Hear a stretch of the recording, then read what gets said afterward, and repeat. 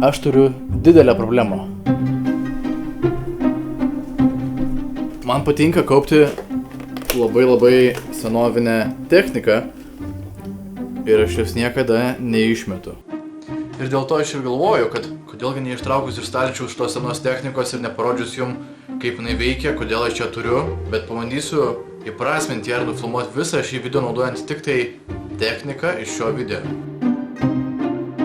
Pirmas prietaisas, filmuoju su Samsung Galaxy S21. Tuo metu tai buvo mano pirmas, sakykime, flagmanas, nors čia nežinau, ar vadinasi flagmanas, jeigu čia ne ultra versija, o S21, tik 5G versija. Tuo metu dirbau įmonėje, kur automobilių detailingu užsiemam, tai visiems storiam viskam buvo naudojamas šitas telefonas ir net montuot videkam. Ir pirmas prietaisas, ką čia turiu, tai yra Microsoft Surface pedas, tabas, nežinau kaip jis vadinas tiksliai. Šiaip iš tikrųjų neturiu priežasties jam, kodėl nusipirkau, nes man kaip ir su dauguma technikos nebus kažkokios rimtos priežasties, aišku, jis nepakrautas, tai neįsijungia, bet čia yra įdomus prietaisas to, kad tiesiog Windowsai ir planšetės pagrindu ir tarsi tai yra žiauriai plonas kompiuteris, tai visai įdomus dalykas. Dabar filmuoju su iPhone 13 ir telefoną pirkau tik dėl tos priežasties, kad girdėjau, jog Instagramo Reelsus ir Stories geresnė kokybė galima įsikelti naudojant iPhone'ą. Tai dėl to ir pasiėmiau iPhone'ą, tuo metu buvo 13, tikrai nenorėjau Pro versijos, nes galvau, net nežinau, ar man prilips tas iPhone'as. Tai galiu pasakyti tiek, aš jį naudojau kokius 2 metus, 3 gal. Kitas mano mėgstamas prietaisas, tai yra tokia pigi kiniška planšetė. Čia yra Aldo Cube ar Aldo Cube. Principe, kaip ir intencija šitos planšetės yra tam, kad jinai būtų skirta žaisti visokiem žaidimam, bet aš ją naudoju kaip monitorių dažniausiu atveju. Tai yra, galiu iš telefono pasijungti arba iš kameros tiesiai į čia vaizdą ir aš galiu matyti ir tai bus patogus pastatomas monitorius, dėl to yra dėklas, kad galėčiau daužyti ją. Dabar filmuoju su Xiaomi Mi 9, jeigu neklystu, ir čia buvo mano, vienas iš tokių telefonų, su kuriais ir pradėjau daugiau filmuoti, bet jisai buvo irgi naudojamas marketingui to įmonėje, kur aš dirbau prie automobilių detailingo. Kamera tuo metu tam laikotarpį buvo tikrai kažkas gerai. Net ir dabar jinai yra gerai. Kitas prietaisas, kurį noriu padėti, kuris, manau, kiekvieno geeko nerdo namuose, tai yra ThinkPadas. Čia yra, aš nežinau savo ThinkPadų. Čia yra X390, tai yra, nežinau, čia 14 gal colių, jisai yra kažkas tokio. Ir tiesiog reikėjo pigaus kompiuterio, galvoju, pigaus lengvo kompiuterio, kad aš galėčiau principę pamontuoti video kažkur ant greito ar kažką.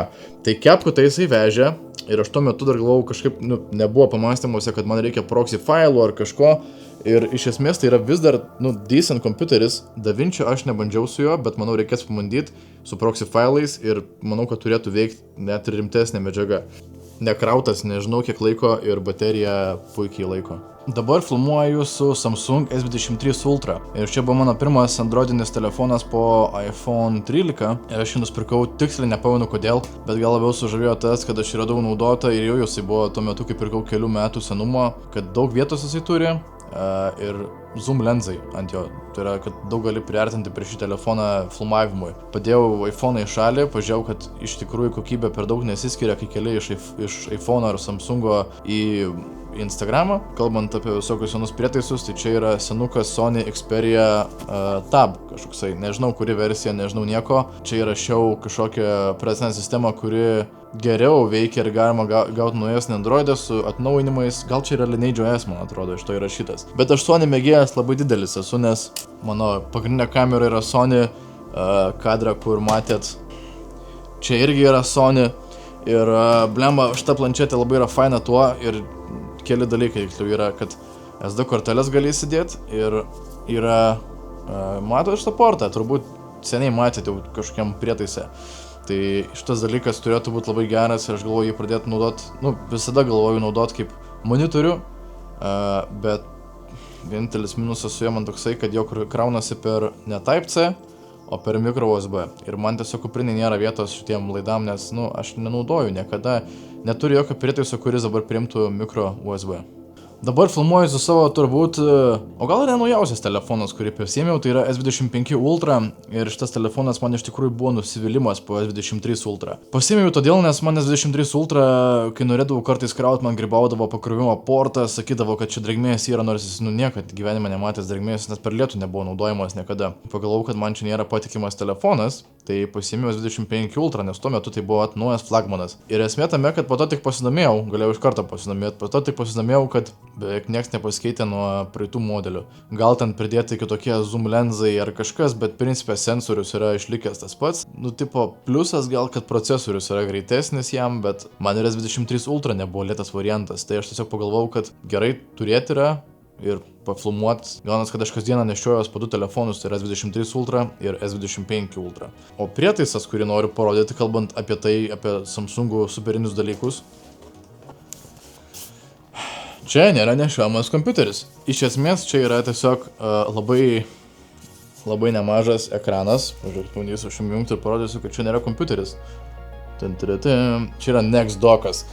Ką jisai daro, jisai bet kokį prietaisą jūsų gali paversti į ekraną. Tarsi perduoti vaizdą į ekraną arba paversti kompiuterį. Pasijungia čia per Type 1 iš daugelio Type C laidų ir gaunasi, kad jūs pasijungiat, pavyzdžiui, kai prijungi telefoną, kas būtų Samsungas prie šito, tai Samsungas turi DeX mode, kas pavirsta iš esmės į Windowsus jūsų telefone. Tai naudoja jūsų telefono procesorių, telefono optimizuotas programėlės, kurios yra labai šiaip gerai optimizuotos ir jūs galite darbus pasidaryti ant šito daikto. Tik esmė tokia, kad bent kol kas dar pilnai nesame išdirbę iki to, kad veiktų Windowsinės programos, bet tam tikri Windowsiniai žaidimai ant tokių telefonų pilnai veikia. Tai neblogas dalykas.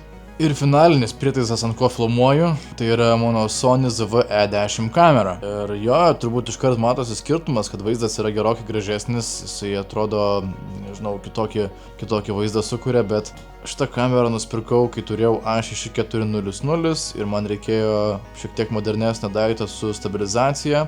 Čia nėra IBIS, tai yra nėra body stabilizacijos, bet šitam dalyke, ką galima rasti, yra toks šiek tiek įkropinantis dalykas ir galima su Gyroflow stabilizuoti. Bet čia ne apie tai.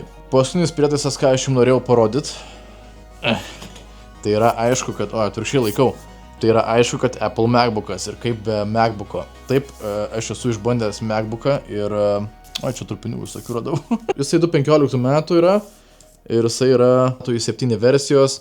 Pasimiau labai pigiai ir galvoju, gerai, noriu pabandyti su MacBooku, pažiūrėti, kaip man sekasi dirbti su juo, ar aš galėčiau apskritai dirbti su MacBooku. Ir realybė tokia, kad manau, kad galėčiau. Turbūt nėra geresnio nešiojamo kompiuterio, kuris turėtų tokį ilgą baterijos laiko tarnavimą, tokį gerą ekraną, tarsi Windowsuose, nežinau, aš dar neradau tokio pasirinkimo, jeigu žinot geriau, parašykite komentaruose.